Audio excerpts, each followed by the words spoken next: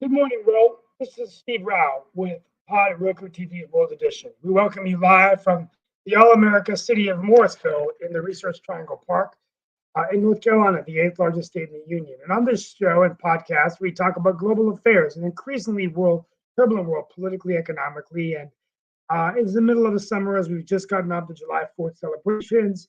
I get out your strawberries and cream. Wimbledon is being played at the All England Club. Novak Djokovic going for his eighth Wimbledon title and will then cement his place as the greatest player in the history of the men's game, although he's expected to be facing off against Carlos Alcaraz in the finals if the draws hold up. We look forward. And Venus Williams vying for another Wimbledon championship. The last time she won one was 10 years ago or more than that. And in Durham, North Carolina, there was a tragic shooting. A 4-year-old was killed. I'm having some issues getting my feeds where I normally get international news, so I'm going to turn to Mark Lee to get some of the more breaking news out there. We are going to talk a little bit about the Supreme Court cases. I've been researching affirmative action.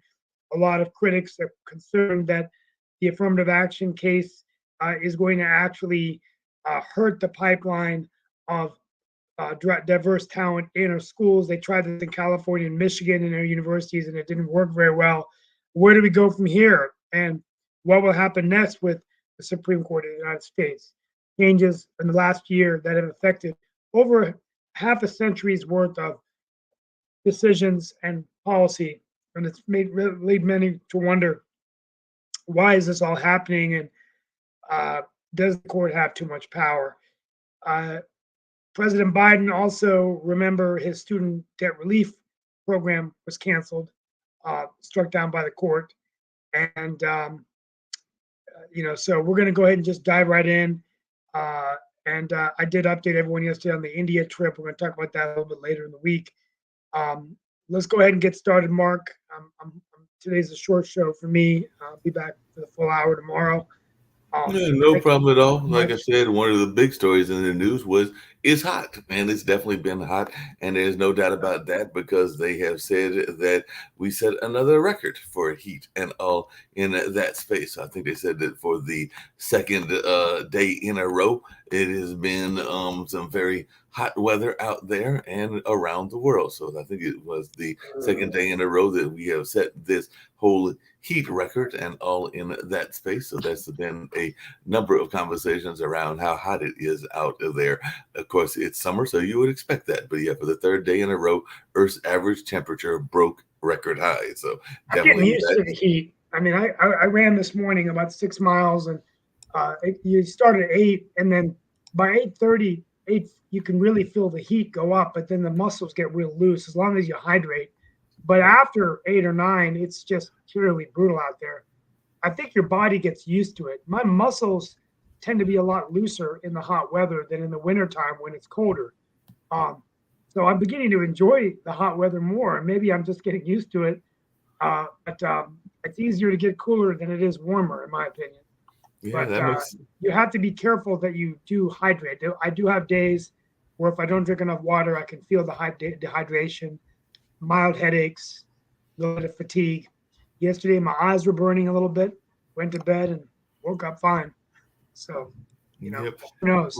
What's your thoughts, Nick? What are you thinking about this lovely hot weather? Because, like I said, it's a slow news day when it's got to be a slow news day when all the major media sources discuss the bloody weather.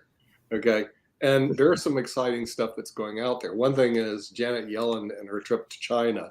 Yes. The question is whether or not we're going to have new relationships or at least improved relationships with China, who feels like they're being stifled by the great United States of America because they're not able to take their position of being the world leader, which they're rightfully entitled to since they have over 1.6 billion population. The other thing I find quite interesting is the Barbie movie being banned in Vietnam. And the reason why it was banned is they showed a world map and they had little 9 dots behind Asia. And apparently that represents China wanting the South China Sea and Vietnam wanting their portion of the South China Sea.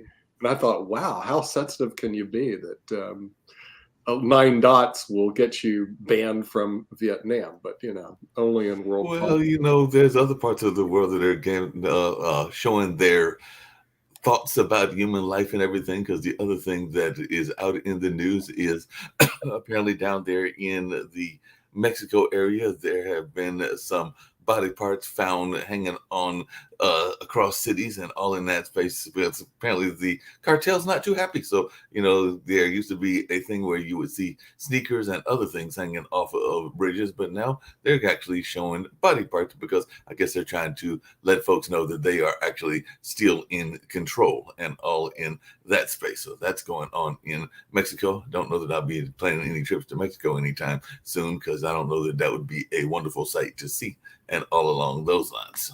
Yeah, well, the real question is how many Europeans are planning trips to the United States?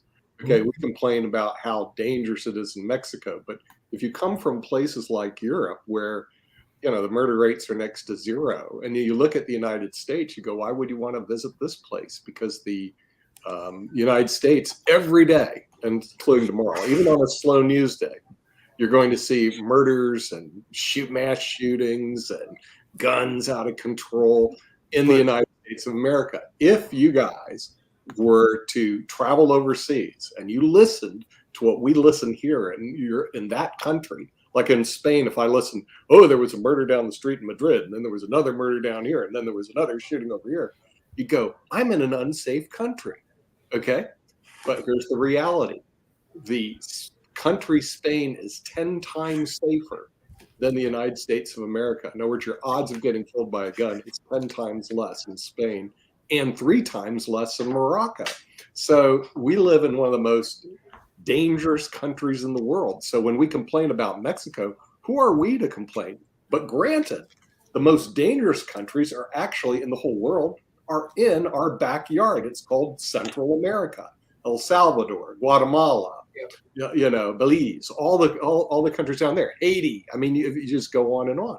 So we live in the most dangerous section in the world, but we kind of like ignore it. It's like, okay. Well, speaking of Haiti, apparently a top U.S. diplomat, Anthony Blinken, is saying that we need to intervene in Haiti because there is definitely some things that are going on there. And apparently before the meeting, because there's going to be a meeting between Secretary Blinken and the Haitian Prime Minister Ariel Henry, and apparently some of the Caribbean leaders are changing their tone and are actually supporting outside forces coming into Haiti and maybe trying to clean up some of that area. And there's some pressure from the UN. I know there's some folks here on the network that don't think the UN does enough work or enough positive work and everything. But in this case, it looks like they might be trying to actually implement some change in a government that is not exactly the most stable at the moment and all in that space. So how are we feeling about the notion of U.S. troops going into Haiti, which is right in our backyard? Send them in. I mean, the thing is, there was this thing called the Monroe Doctrine. And in other words, this is our house, and you clean it up.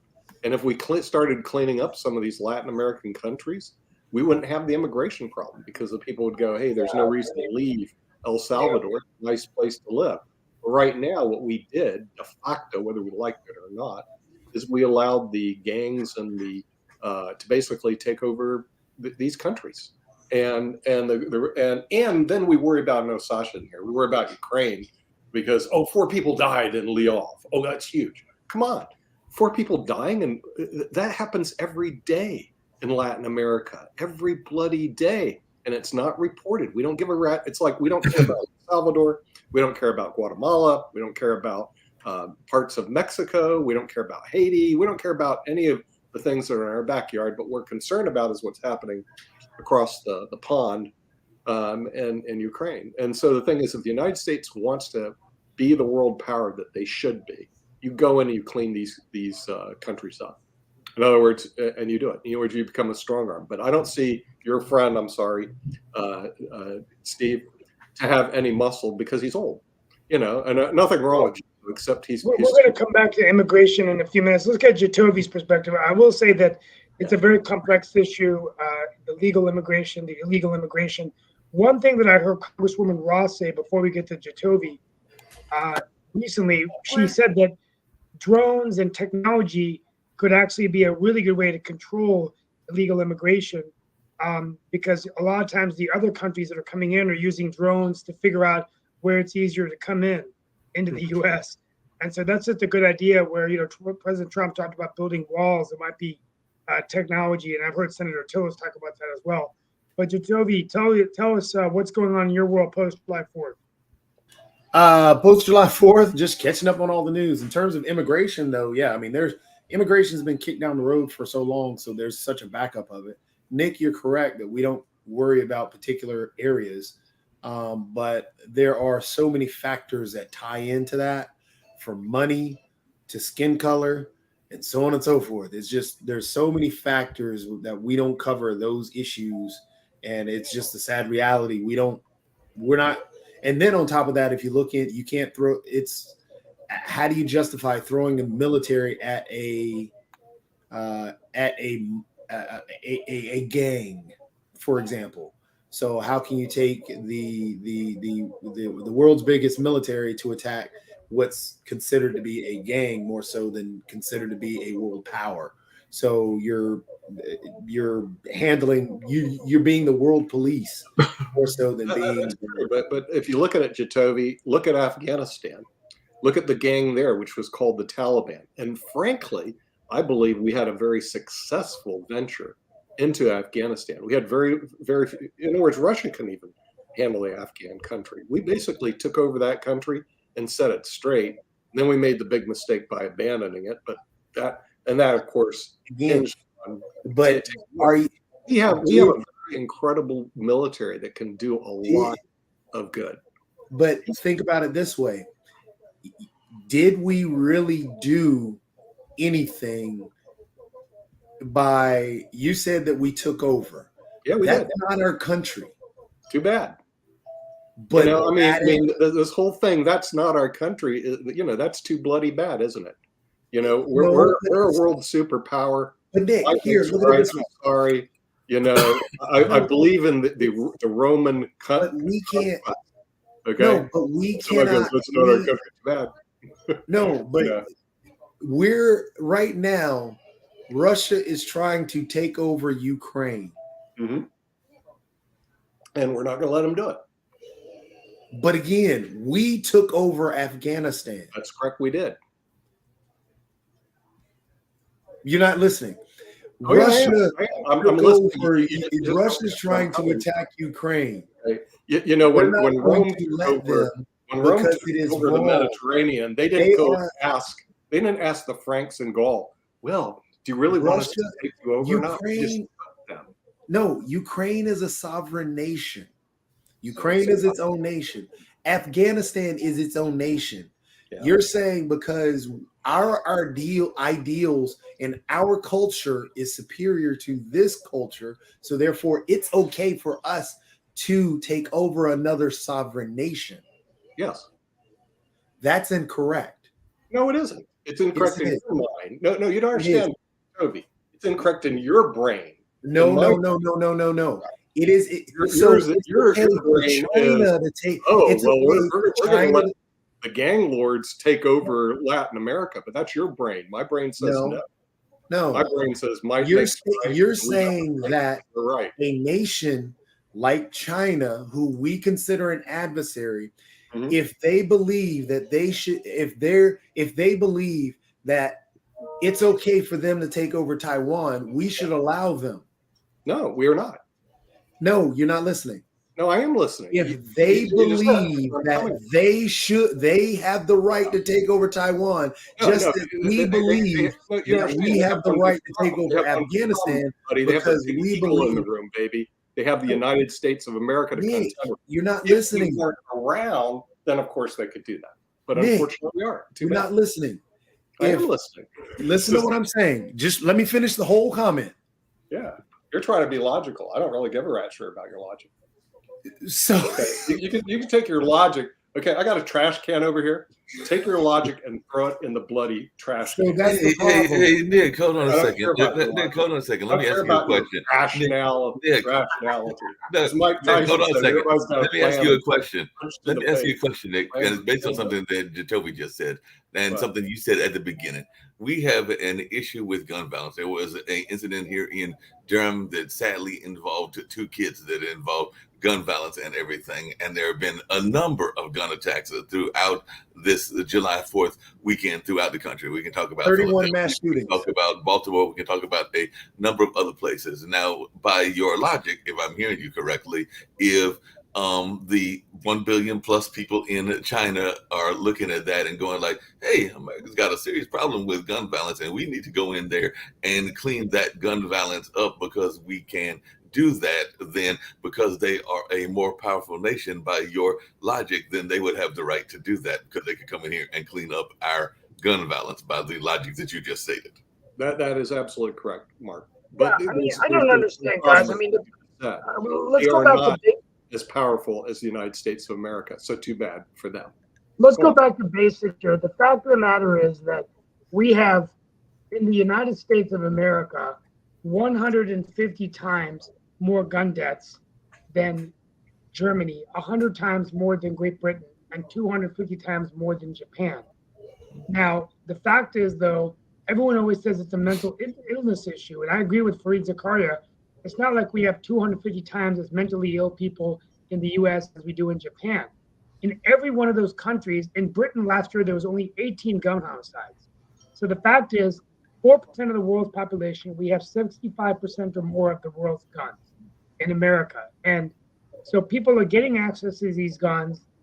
They're coming in and they're just shooting, at random. And it's every day. We reach a point now where I can't even cover the number of gun shootings. I mean, Jacoby and I live in Mark in North Carolina. Mark is in Durham. Well, what's going on in Durham? And I'm going to protect the city council here and say it's not. I know the mayor is not running again. Someone today on the press, they said a negative thing about Durham not doing anything. But think about it. If the cities don't, in North Carolina, cities don't have complete control.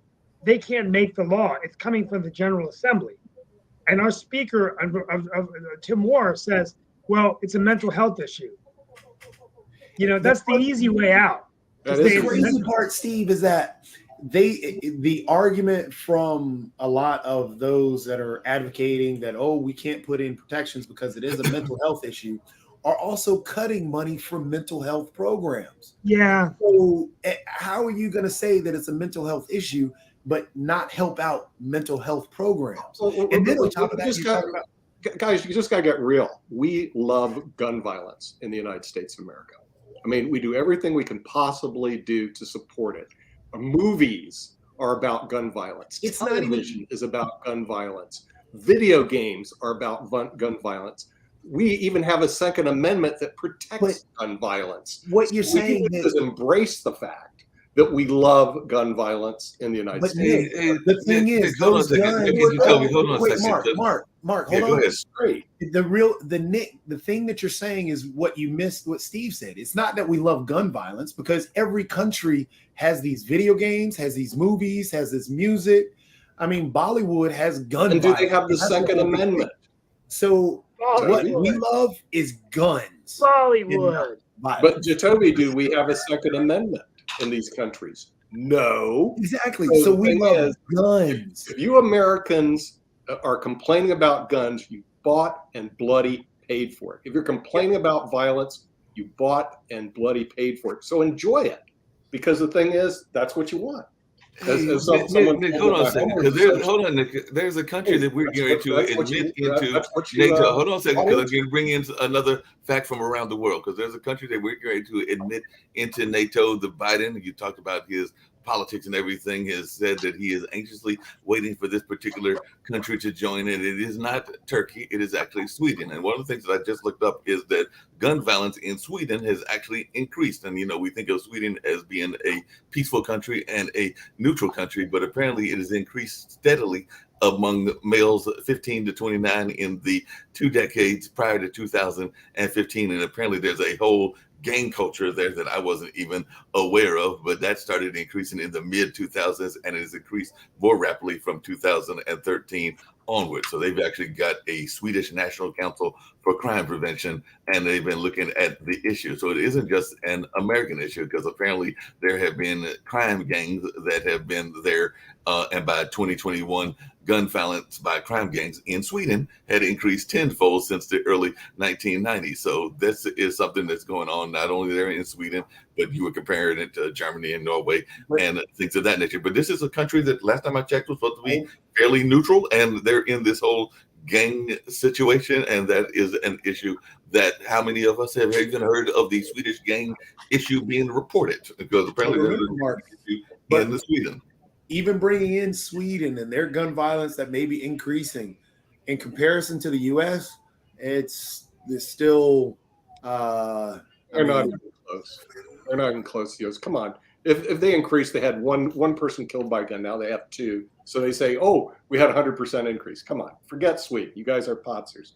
We're the champions of gun violence. The United States of America.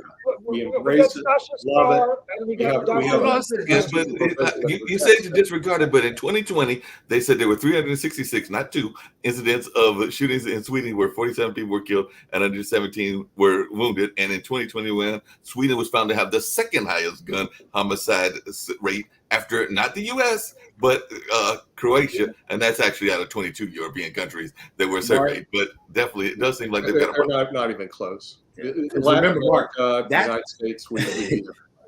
I hate to say it, but that's just what happened over the weekend, this July 4th weekend. Well, in one city, Jacoby. Come on. Yeah. No, the United States, we are the country that love gun violence. We are the country that protect gun violence under the Second Amendment.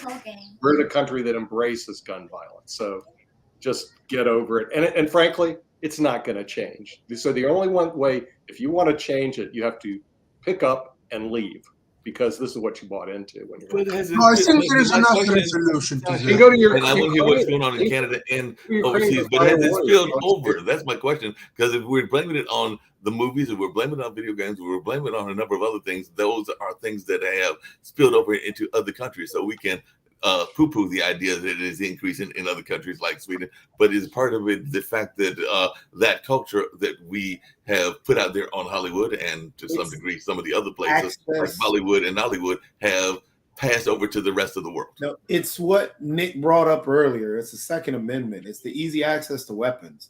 If you can get easy access to high-powered weapons, I mean, that's it. They say, oh, well, guns keep us safe. Well, we have the most guns per capita, so therefore we should be the safest nation. We're not. Yeah, right. Not even close. This is what we bought into. So, and we love it. So the thing is, just realize that this is what you bought into.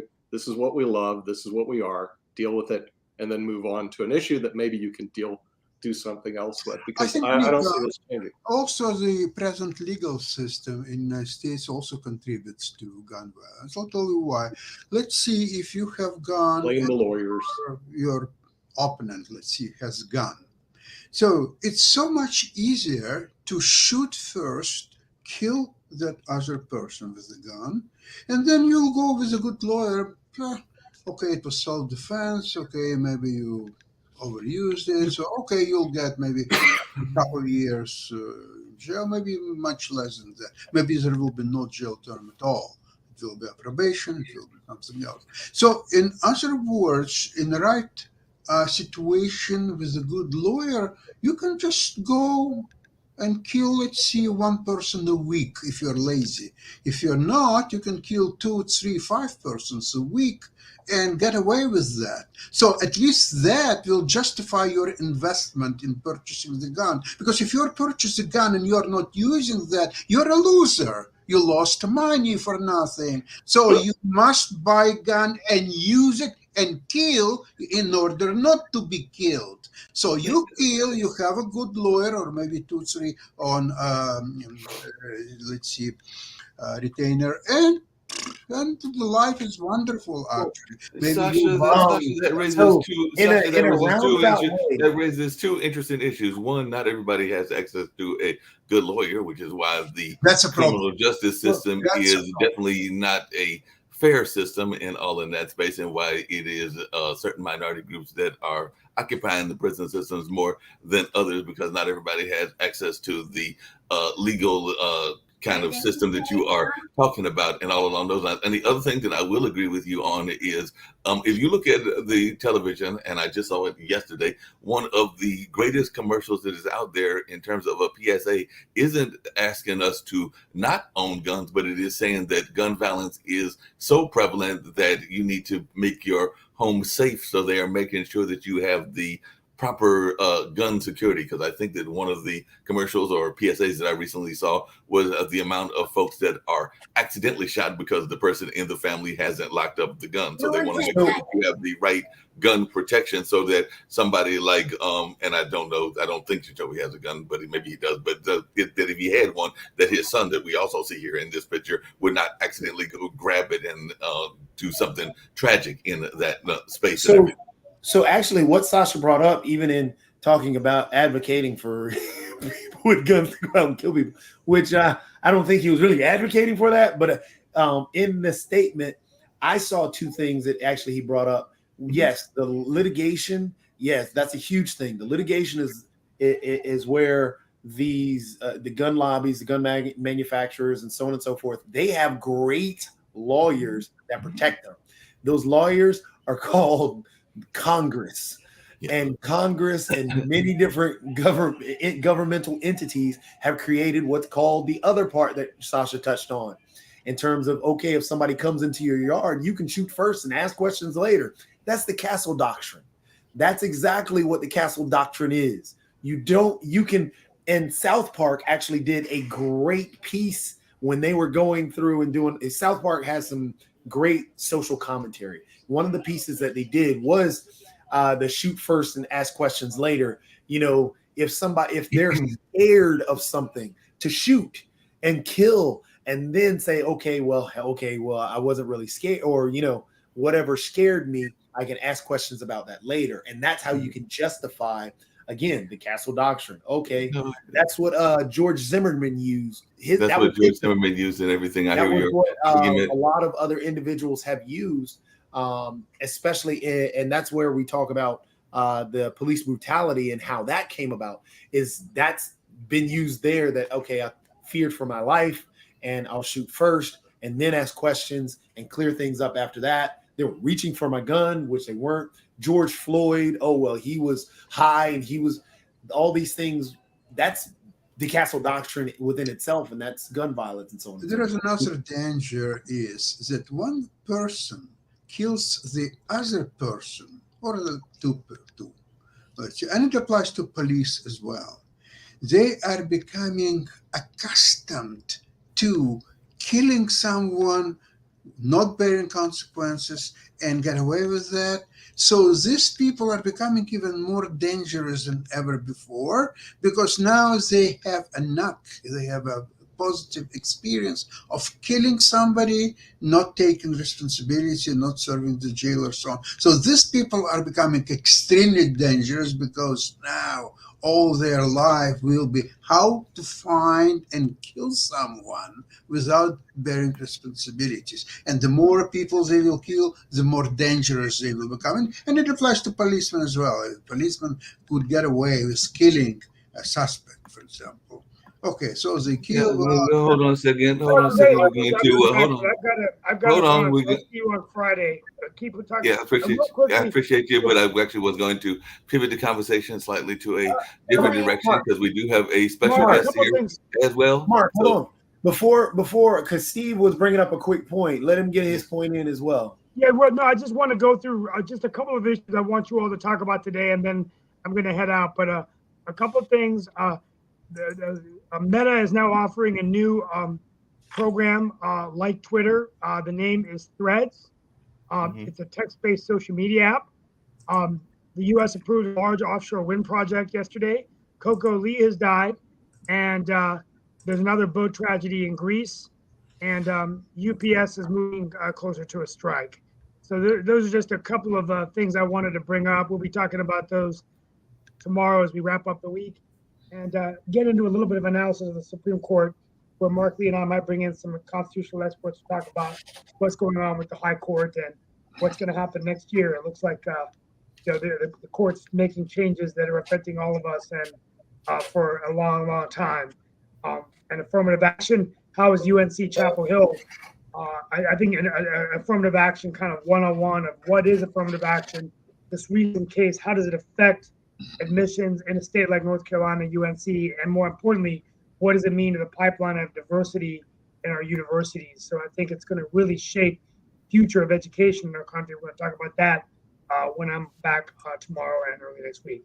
Have a great day, everyone. Appreciate you wanted to bring in a special guest that actually deals with the college situation and all of that space, because it is Winifred Bragg, who actually has written several books and talks about the brag factor. And I'd love to hear what the brag factor is, because some people think that, bragging is boasting, and she's actually using her last name and is talking about dreams without goals are nightmares, which I can definitely understand. And it definitely talks about how to create your brag book for a competitive job market, and is a motivational speaker and has done a number of other things, including creating those kind of guides that can help people in various things, including their health and everything, because she is a physician as well. So, Ms. Bragg, if you would just share a little bit about the brag factor and some of the things that you have got going on. I know we put out that invitation for you to come in some time back, and I'm glad that you were able to make it and put this time to appear on the World Edition and all in that space. But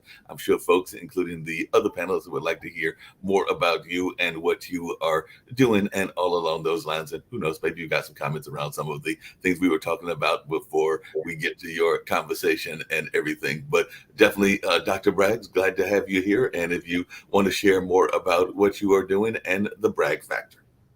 Mark, I surely do. Thank you. I listened in to your comments before, and you're right that gun violence has become really a health priority as well. It's a major problem. I really thank you for allowing me to be here. And one of the things that I can now say as a physician, when you're talking about bragging the right way, I can now say that I was on World Edition with Mark Lee. And you see how that some people may call that bragging, but it's not bragging when you really are speaking the facts. The reason I do this is because a lot of people, Mark, don't feel that they have anything good to say about themselves. And we think of bragging as a negative thing, as being obnoxious. But I just asked you, before you had your own show here, how many people stopped by any one of your guests and said, hey, can I give you a raise today? Can I promote you? Can I give you more money? Raise your hands if people do that. So people don't typically do that, not in my world and in most people's worlds. So what I learned is over time is that you have to learn how to brag on yourself. And my brag is a 5-letter word. You never need to spell it B-R-A-G again. It's B-R-A-G-G. And that second G stands for gratitude. And that means that you're going to talk about yourself somewhat from a standpoint of graciousness and gratitude. And when you do that, it's more accepting. And so I'm really teaching.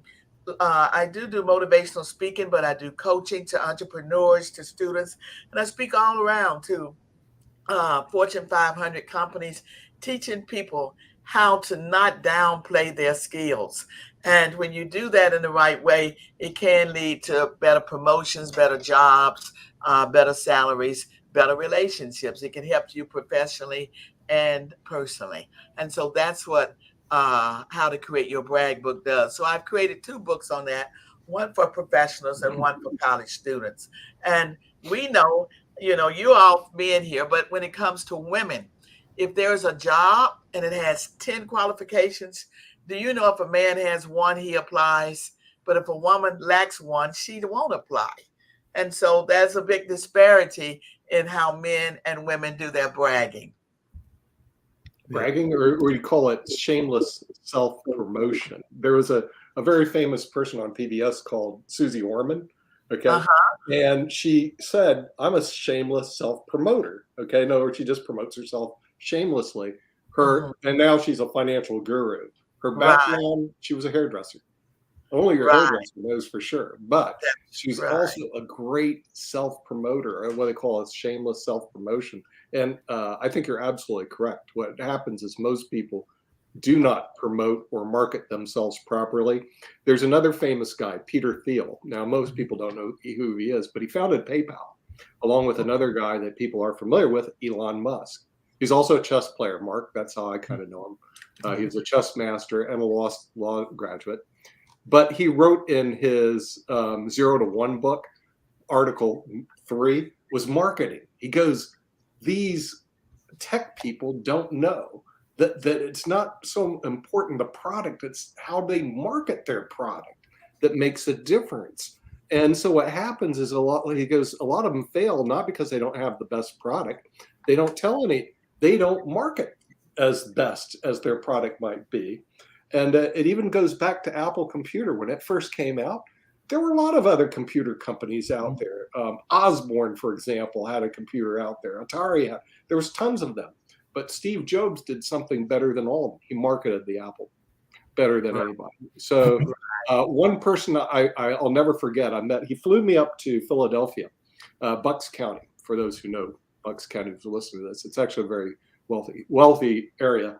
And I stayed in his 40,000 square foot home after he picked me up in his chauffeured limousine. His guest house I didn't stay in. It was only 4,000 square feet. And so I'm with Manny. I go, so Manny, what's your secret of being so successful? Back then he was making about $3 million a year, which is pretty good in the 1990s. He goes, Nick, it comes down to one little thing. He who markets best wins. And this guy wasn't the brightest star in the sky. Most of the people that I've seen that are very successful have a high school education. So sorry that all the people that had to go through education traditionally, but the most successful I ran into either dropped out of college or had a high school education. Well, that raises a good question, Mr. Gregg. One of your books is about getting into college and how they need to learn to own and communicate their value, which I definitely agree with. But we've also seen a number of conversations in the college space around affirmative action and around a number of other things. So how relevant is it to have a book about being a college student in this era when there are so many jobs that are not necessarily college related, or these principles that people can use even if they aren't necessarily going to college? Maybe they're going to advance in the technology fields, and we do know that some of those fields are not necessarily needed to be college oriented in this modern day time and everything. So are these principles that folks can use even if they want to get a higher education but don't necessarily want to go to college? I have a part of the book that talks about if you don't have a degree for that very reason, because to your point, Nick, you are right.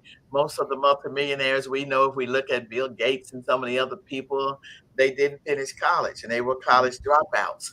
But I still say for the most part, those are the minority of the people but they all happen to be the billionaires that we look at. But I just tell people college for a lot of people is just a ticket to get them from point A to point B. But be that as it says, you can use the principles that the brag factor teaches, whether you go to college or not, because it's all about owning your values and your skills. And you really turn yourself, for people who can't brag on themselves, turn yourself into a product if that's a problem for you, and talk about the good and the value of that product. And what you really wanted to do, marketing companies spend billions of dollars making people say, that is my Pepsi, my car. That word "my" is what really takes you from A to B. So when I was trying to build my practice years ago, and I knew nothing about marketing and self-promoting because medical school didn't teach me that, but I knew I had $100,000 of loans that I had to pay them back. And so I would go to networking things and say, "Hi, I'm Dr. Bragg. Nice to meet you." And people would seemingly look at me and say, "So?" And I would come home with no referrals. So I had to learn, how do I get to stand out so that people would know me from other doctors in the room? And that's how I kind of created the brag factor.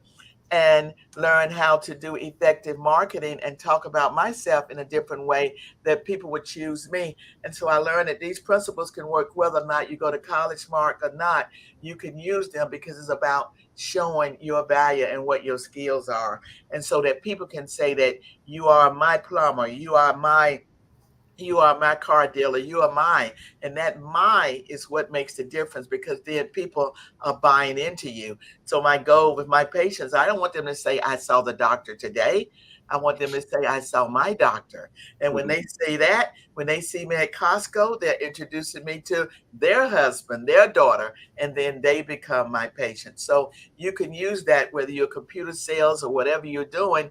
You want to say it in a way that you want to solve problems. And what brag factor is about, you talking to the people to find out what is it that their problems are that you can solve. And that's what we want to do, whether you go to college or not. Those are good skills that we need to know in order to make it in this world and to be effective and have a good job.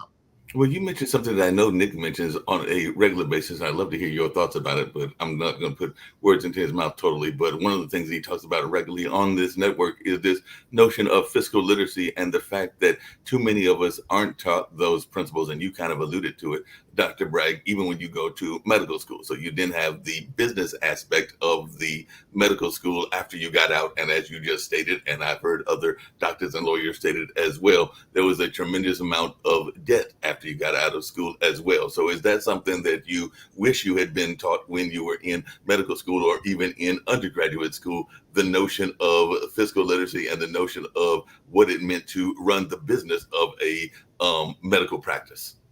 I wish I had. Fortunately, my father worked for, I hope it doesn't turn you off, for Internal Revenue for 33 years.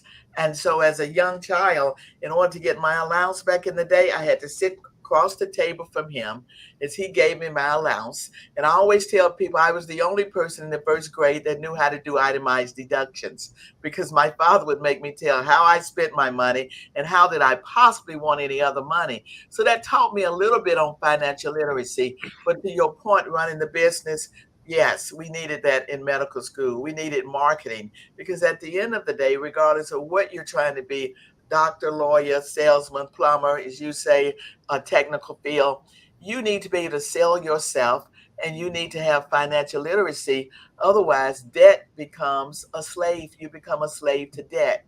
And with $100,000 in medical school debt with interest, that is a lot of money for a young person. And now it's up to double, about $200,000 people pay for a medical school education. So we need that training in undergrad as early as you can get it. And I think that brag factor needs to be taught to people from high school, college, or whatever area, so that you need that early on, because financial literacy, oh my God, it's the number one thing that you need to make it from point A to point B. Because we look at our athletes, how much money do they make? And yet at the end, how many of them end up bankrupt? Because you need to understand your own money. As I looked at once, read something about Oprah, I believe, and I don't want to misquote her, but I believe she says that she likes to check her own checkbook.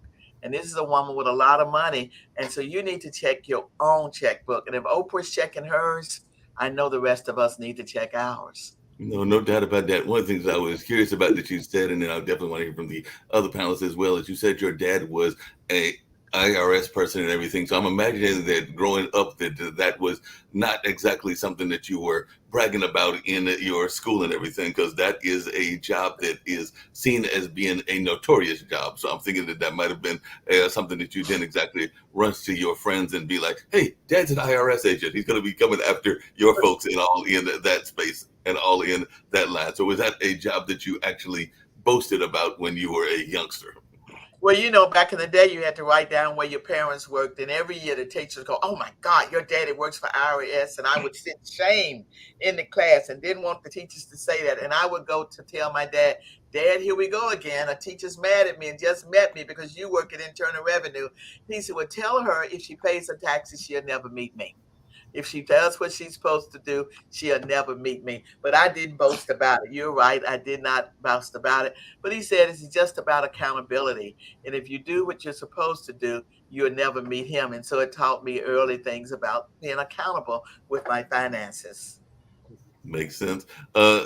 Jatovi, Nick, definitely even Sasha. I think I see Lee Newton Rosen. He's actually a CPA, so he might pop on if he's available and all in that space. But definitely any questions that you have for Dr. Bragg and all along those lines. I did see, as y'all are thinking of the questions, that one of her first books was called Dream Without Goals Are Nightmares. And I do know that there are a lot of folks that are walking around without their dreams and don't even have set goals and all along those lines. So Dr. Bragg might want to talk about that as well. But definitely any questions that you find folks have. One thing she's right about is that and this goes back to the college curriculum. When I first started my law practice back in 1984, there was no courses I ever took in law school or in my MBA classes that showed how do you start your own company and how do you manage your own corporation.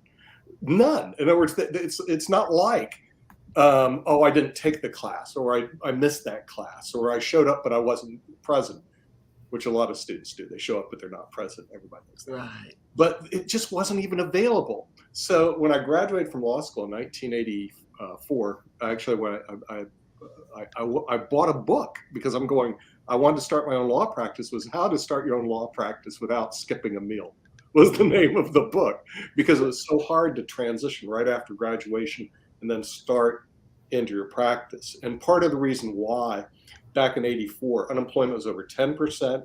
Top job I could get was $8.50 an hour. My teaching job I had at University of Denver paid me a whopping $5.50 an hour. I'll never forget that. And I said, this isn't working for me. First week I was in practice, I made $3,650 in my own practice. That was money to wow. And you know what? That was in 1984. I have been unemployed ever since, otherwise known as self-employed now for, I don't know, 40 years owning my own companies. But here's the funny thing. Of all those crazy courses I took at MBA school, law school, and my master's in tax, none of them, not one, was even offered on how to start your own corporation. Even if it was skipping a meal or anything like that. They just know. So it doesn't surprise me that in medical school you missed the class, Dr. Bragg, because it's not that you missed the class, it's not even offered. It's not even offered. Right. It's not even offered. And it's just so important. And then there are some doctors who say, well, I don't want to discuss anything about business and money. I want to just be a doctor. But being a doctor is about business and money. You have to understand that in order to effectively treat your patients and to keep your lights on. And I think that's what is going with healthcare now. Some of the people who are managing really don't understand business and money, because I think we could do a much better job if we understood those things. And even with the brag factor, one of the things I teach people is, you call it elevator pitch. I teach people about how to have a 30-second brag. So Nick, when they're networking and trying to get clients in their law firm and as an accountant, what do you say about yourself in 30 seconds that people can hold on to and remember? Why would they want Nick as opposed to someone else? I gather now you're a lawyer with an accounting degree. So that's a plus. So hopefully that knocks out 2 bills. Is that correct, Nick? Or do you still get just a double whopper with you? It's close to that. I do retirement plans. Okay, that's because it goes National Pension Partners. I actually set up retirement plans all over the United States through the internet. And I've been doing that for 22 years. I started the company 22 years ago, and right now it's headquartered in Salt Lake. They do a lot of the work in that particular area. But it's been a very interesting experience. But I had prior lives before that where I was an estate planning attorney for 17 years prior to that. So it depends on the Internal Revenue Code. My business goes where the code goes. Speaking about IRS, goes where the code goes. When they eliminated the estate tax back in 2000, basically eliminated my position as an estate tax attorney. Then I switched over to pensions, which is an income tax tool, and I've been in pensions because they have not eliminated the income tax yet. I don't think they're going to. So it's been a pretty. How you're wrapped, how your value is different than just attorney. You have that accounting and the IRS background. Right. And so the person gets you, I'm saying they get a Whopper combo. You come with the cheese, the Whopper, and all of it wrapped in one person. So your 30-second brag attracts me to you because I'm thinking, here I have an attorney, he knows accounting, he knows taxes, he has all of that, rather than having to go to 5 different people. And so I teach people that Well, I would was be going to bring in the fact that we have another gentleman that has joined, Lee Newton Rhodes, who is actually a CPA, but also a presidential candidate as well. So Lee Newton Rhodes is doing a number of things in that space and all along those lines. So Lee, if you can chime in, we've got Miss Bragg, who has written a book called The Bragg Factor and is a physician and whose dad, ironically, was in the IRS back in the day. And I don't know if he still works for the IRS or if he even still around and everything, but definitely was in that space growing up and all along those lines. So Lee, I know you definitely know about a lot of this kind of things, including boasting as a CPA. So any thoughts, or have you been listening, any shares that you want to bring? I just joined now at the end of the podcast, pretty much. Welcome to the podcast. It's nice to meet you. And let me just listen to what y'all are talking about. Fair enough. Yeah, well, it's a way to get rid of people. If you're ever at a cocktail party, you just say, "Hi, I'm Nick. What do you do?" "Oh, I work for the IRS," and they all leave. Okay, so I'm from the government. I'm here to help y'all.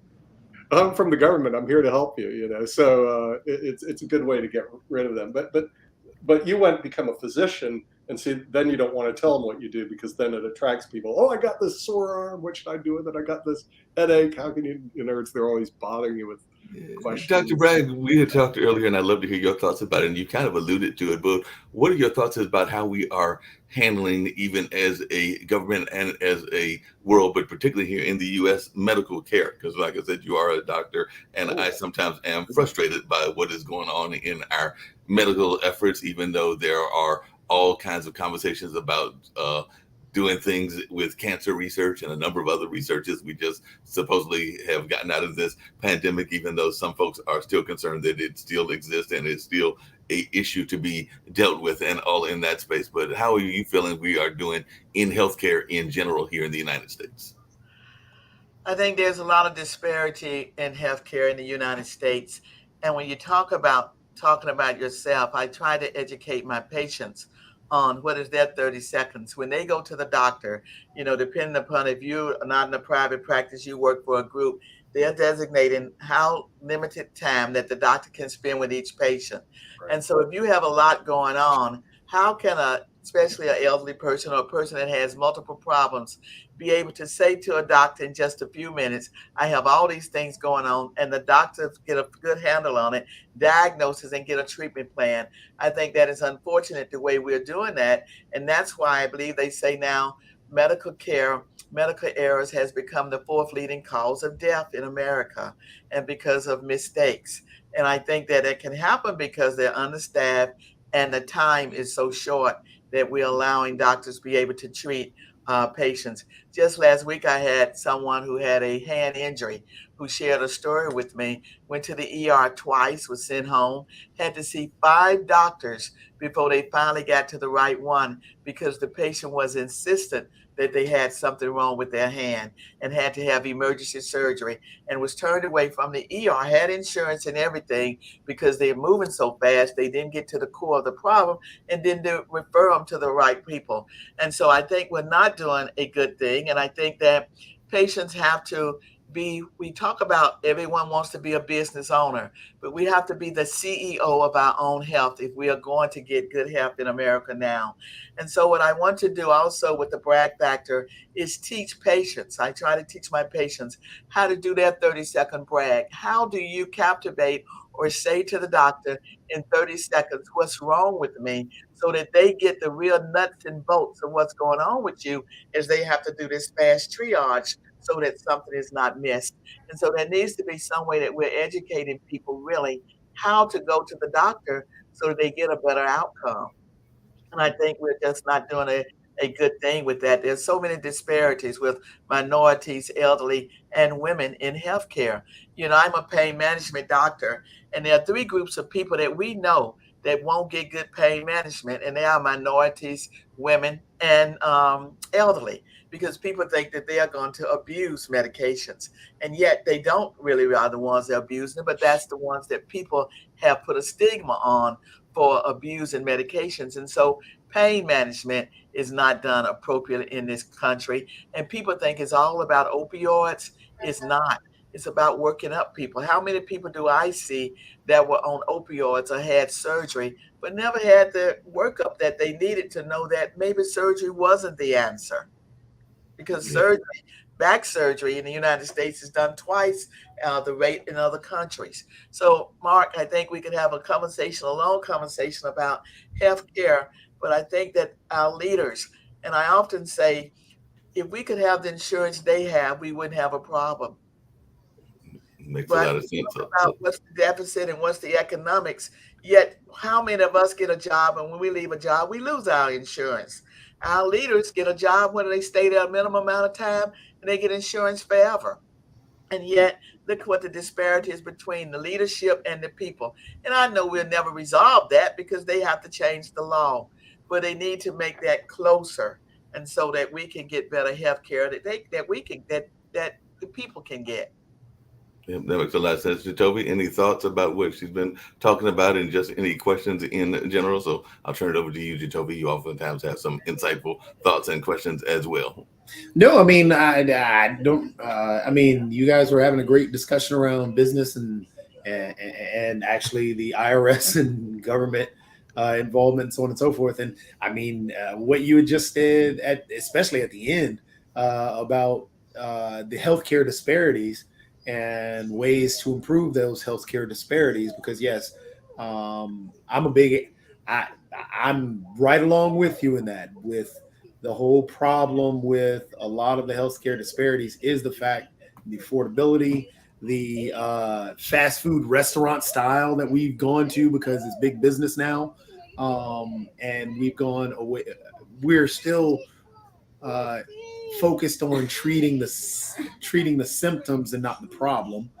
Um, so it's all just money management business style now. So yeah, it'd be great if we did have that single payer or that same insurance that government individual had, and we're all up under that same plan because I think that would help. Similar to how other countries in the world do it, that would help out our healthcare disparities. Yeah, no doubt about that and everything. One of the things that you also have written about, Dr. Bragg, I'd love to hear your thoughts about it. I know I'm not exactly doing the best job of it right now and everything because the posture is not the best at the moment and everything. But what are some of those secrets to maintaining a healthy back? Because I know that is one of your other books is Knockout Pain, Secrets to Maintaining a Healthy Back. And I know that I probably got to do better with exercise. I mean, this is a comfortable chair, but I still sometimes do the slouch over and do other things that are probably not the best for my back and everything. But what are some of those things that should be done to maintain a healthy back so that you don't have to have those back surgeries and those pain medications to alleviate the back pain should they exist and everything? So far, I've been fortunate that I haven't dealt with that, but I have family members and friends that have. So what are some of those secrets to maintaining a healthy back? Yeah, what we know is about 80% of us will have back pain by age 55. So when you have back pain, you are not alone. And back pain is not found what people think in blue collar workers. It's white collar workers equally found. And so some of those healthy things that I tell people from chapter 1 in my book that people ignore it, and that's how I pay for my house and my car because they ignored this one simple fact. Sitting, which all of you have been doing here the last hour. If you're sitting more than an hour, half, or 2 hours, get up because that prolonged sitting is going to increase your risk of having back pain. So if you have a job where you're driving, there are rest stops there for a reason. So get out at the rest stop and do some stretches. And if you do have back pain, know that the answer to it is not just running to have surgery, because even if you have surgery, at the end of the day, you're going to have to do the same exercises or some form of physical therapy that you hated before you had surgery. And so you want to try not to have surgery, and you want to just make sure that you do things to increase your core. And that's your back muscles and your stomach muscles to make it as strong as you can. And what I say, simple thing, you can go to any store and buy one of those stability balls. You've seen the big balls you sit on, and you can sit on it at a time when you're doing your show, Mark. I can't tell it. And when you sit on that, just balancing that is going to help to increase your core. And just sitting on that would be a tremendous thing to help people increase their core and prevent back pain.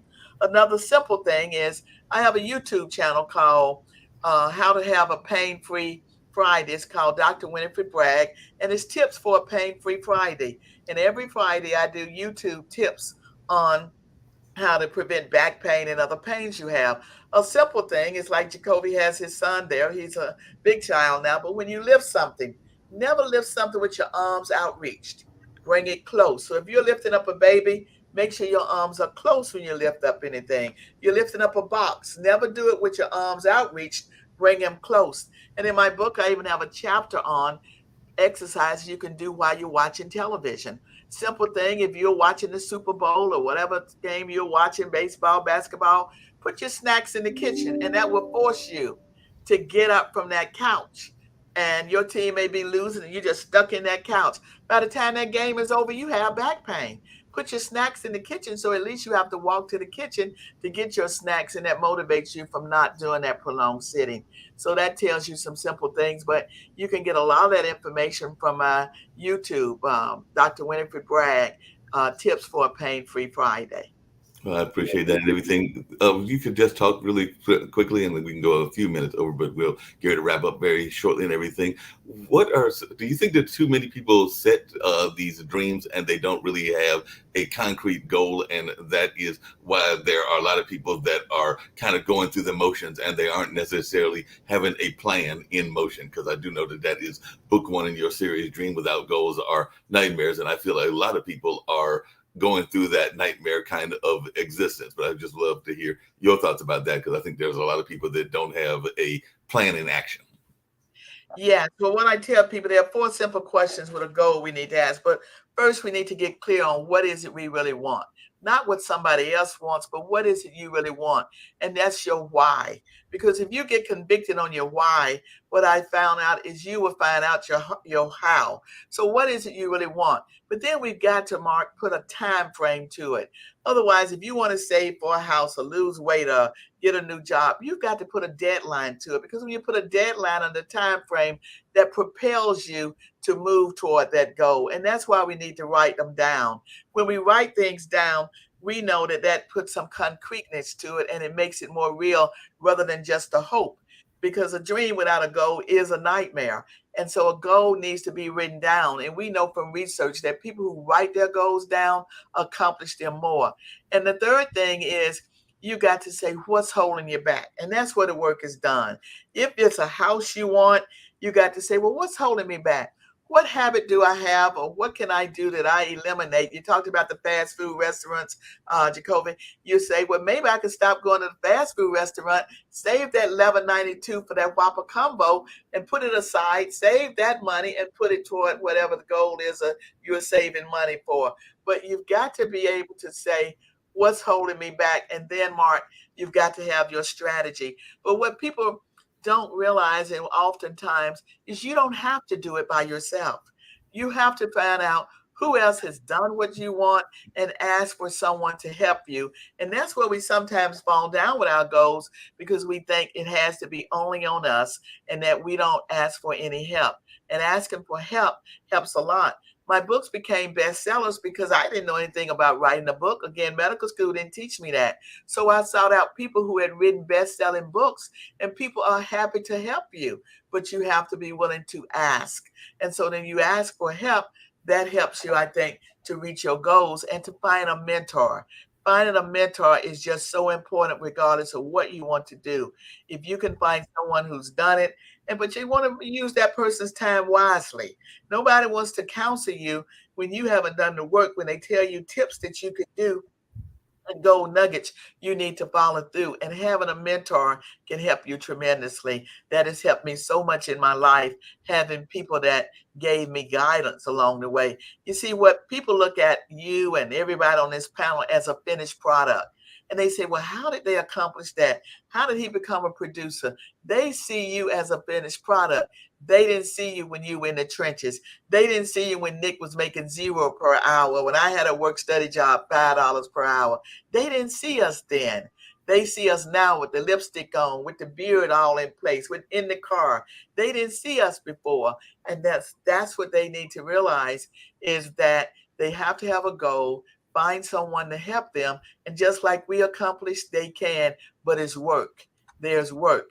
You have to put in sweat equity before you have some rewards. And one of the things I wonder about sometimes, and I'd love to hear your thoughts about it because you kind of alluded to it, is do you think that we sometimes slip into the habit of trying to live other people's dreams? Because that is something that I have run across in my own life, and I know others that have done it as well. So sometimes you are so excited about the company vision or the vision of others that you are living their dreams and not necessarily your own dreams. So I was wondering your thoughts about that, because I have seen that as something that even happens in corporate America. I'm around the corner from GlaxoSmithKline and a couple of other companies, and I know there are a number of people that are probably more concerned about the corporate dream than they are their own dreams and ambitions. But I was wondering your thoughts about that and how you deal with that.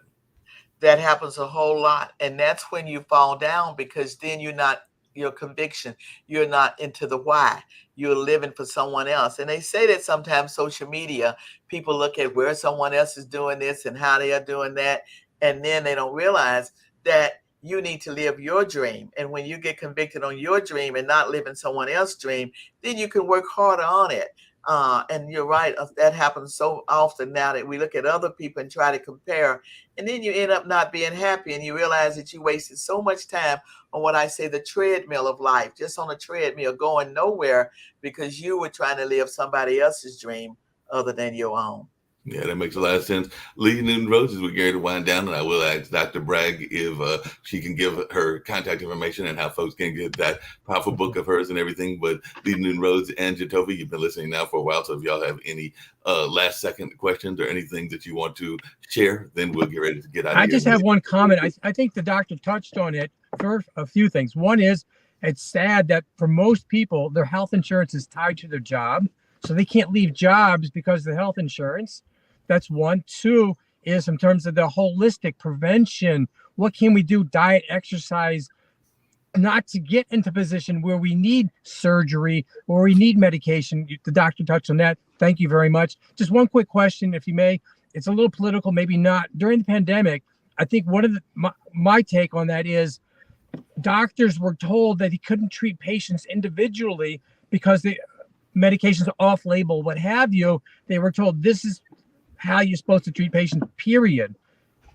Do you want to comment on that or not? They were told that this is how you treat patients, period. You mean with the COVID or with what? During COVID, right? If the doctor felt a medication is appropriate, whether it's ivermectin or what have you, sorry, you can't do that, even though doctors thought maybe that'd be appropriate. Or this patient doesn't need a vaccine because for whatever reason, sorry, you need to get the vaccine. Well, now I will just tell you, I believe in the vaccine because I have seen people not have the vaccine and had great mortality, had great morbidities. Agreed. Right. And But so then I believe in having the vaccine, and that doctors should encourage people, especially people with certain risk, to have had the vaccine. Now, certain doctors work for certain companies, and certain companies, if you're with a group practice or a certain big organization, they are able to dictate more of what a doctor can do in terms of their care. I have my own practice, and so my own practice, I'm at free will to spend the time that I want to spend with the patients. And I think what people don't understand is not so much the test that the doctor orders, it's the time you spend with them so that you get the right tests. You can come to a doctor and get a bunch of tests, but if he didn't or she did not understand what your problem was, Lee, guess what? You ended up with the wrong tests. And so that's why it's important before you go to the doctor, you think through what is it that you want the doctor to understand. Ask someone in your home, did you understand what I was trying to say? And if they didn't understand, let me tell you something. With all the doctor education, whatever, they are not going to understand you either. If you came, I had a lady came to me emergently to see me about her back pain. Guess when it started? 1969. So she was rushing in there for a Friday evening appointment to see me, and the pain started in 1969. You see what I'm saying? People need to get a sense of what's the emergency, what's urgent, and be able to explain to people what's going on. And you say it to your loved one, and you say it to someone who they don't have to be medically trained. Did you understand what I'm trying to say, what happened to me? And if they can follow your story in about 30 seconds or a minute, a doctor can. And there was a study that came out in 2018, that the average doctor only waited 11 seconds before they jumped in and interrupted before the patient was able to speak. So you need to have your story together for those 11 seconds.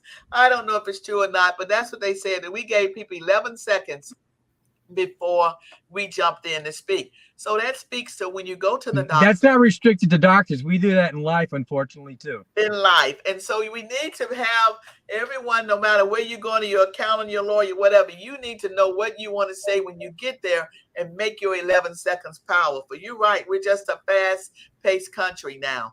And so I think that you're right about the healthcare being tied to the job and you can't take it anywhere else. We need to look at some of the things that we're doing here in America. Other countries have better models, and that we need to look at and see, can we eliminate some of these disparities? Because as long as we're having it, we're not moving the health forward. And to your point, in other parts of our medical area, if I said to you first thing with your heart, you need to have a heart transplant, you're like, no, let me try to lose weight. Let me take medicine. Can I do anything? But for some reason, when it comes to orthopedic problems like back pain, people come asking for surgery, and you should do the same thing. You should want to try conservative measures before, because how many people you know who've had back surgery, who had to have 2 back surgeries, who maybe have had to have 3. So you don't want to get in that cycle of just being cut on. You want to do, to your point, Lee, you want to do something holistic. You want to do something conservative with no matter what you're having before you have back surgery, unless you have 4 things: loss of control of your bowel or bladder, weakness, or incapacitating pain that can't be relieved by any other means. But you want to make sure that if you don't have those things, any progressive neurologic deficit, weakness, or loss of control of your bowel or bladder, then ask the doctor, what can we do conservative? Let me try these things first to see, because we know that about 80-90% of the back pain is going to get better if we do the right conservative measures. And the other thing I want to leave with people is that people think that all physical therapy is created equal. Physical therapists have different trainings, just like other physicians do. And so you want to make sure that you have a therapist that's trained in your type of back pain. Well, how do you know that? It's difficult to know, but you want to make sure your therapist is touching you, not just putting you on a bike, putting you on a treadmill. Did they touch you during that encounter? And that's a good key to know if you have the right therapist for you for a back problem. No doubt about that. And one of the things that you alluded to that I think is important and is something that happened with my own mom sometime back when she was having some medical issues, is you got to be your own advocate, because there was something going on. I can't remember what it was, but I think it was a dietary thing. And she actually advocated and talked to the nurses and the doctors about why they didn't need to do what they were doing. And I don't know that enough people do that and are their own advocates in that sense. So you have to be your own advocate. But mom is a business person, having worked in nonprofits for a number of years and worked in media. So she wasn't going to take things lightly, and she doesn't take things lightly even to this day, as she is still around, and knock on wood, is in very good health and all in that space. But definitely, I do think you've got to be your own patient advocate and all along those lines. And I'm glad you brought up the notion of heart surgery, because that can be something that you do a lot of research on before you have that heart. Because actually, my brother's significant other just recently had a new heart implanted in her and everything, and is doing quite well in that recovery process. I think it's been almost a year since she last had that new heart. I can't speak enough about being your own advocate. And if you are sick, take an advocate with you, someone that can speak for you, because you got to see, they're seeing a lot of people, not making excuses for anyone, but they're seeing a lot of people, someone that knows your history, that can articulate what your wishes are, and to help you with the follow through, and so that you can be your own advocate. So kudos to your mother for being able to speak for herself, and that's going to lead those who speak can get better care. So you have to be your own advocate and ask for what you want, but you've got to be able to bring information. You can't come like some people tell me, I heard all over. I had x-rays where? I don't know. Well, no one's going to know where your x-rays are when you say you don't know. People think they come to the doctor and I can just pull them out the sky. You put your name in, I can't do that. So you need to come with information when you come to the doctor. In my book on back pain, knockout pain, secrets to maintain a healthy back, I have a log in the back that teaches you, in a whole chapter devoted to how do you enhance your communication with your doctor, and teaches you information of what doctors you have. And there's some charts there. And you can get any of my books. They're available on Amazon. And you can always email me at drbragg@thebraggfactor.com.